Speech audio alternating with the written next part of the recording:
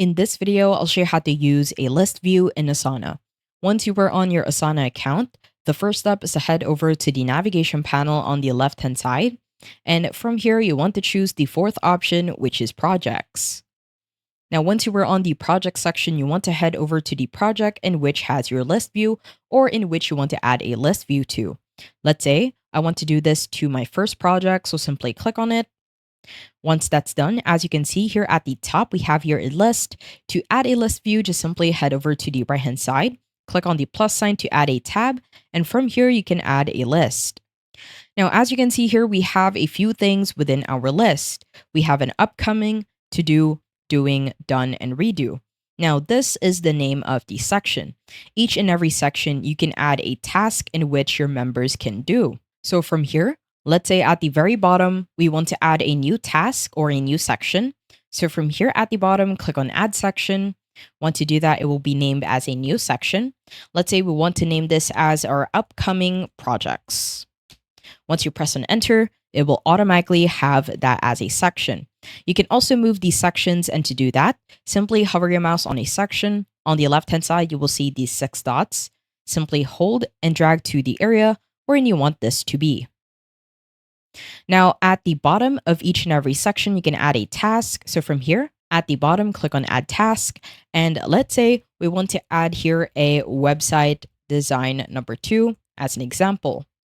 Once you press on Enter, it will automatically be added as a task. Now, on each and every task, as you can see in here, on the right-hand side, we can actually add an assignee, a due date, a priority, and a status. Now, these are just a few things in which you can add. If you want to add more into it, on the right-hand side, click on the plus sign to add a field. From here, as you can see, you can choose or add a custom field. Let's say we want to add a text, and we can name this into however we want it to be. Let's say that this will be a description. Press on Enter. Now, let's say we want to add an assignee. So from here, you want to hover your mouse on the right-hand side of that task. We can simply add the assignee by clicking on the blue plus sign.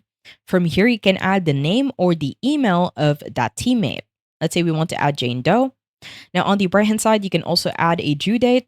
And here, as you can see, we have here a date in which we can choose from. Let's say we want to add a specific date.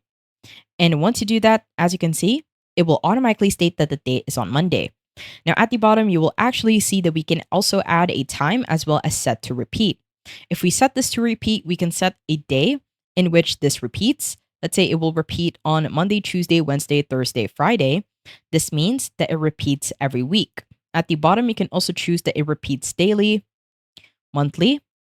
At the bottom, you will also have a yearly period, and each and every, let's say monthly, you will have an option that repeats on the first day of Monday. You can also change that or on the exact day.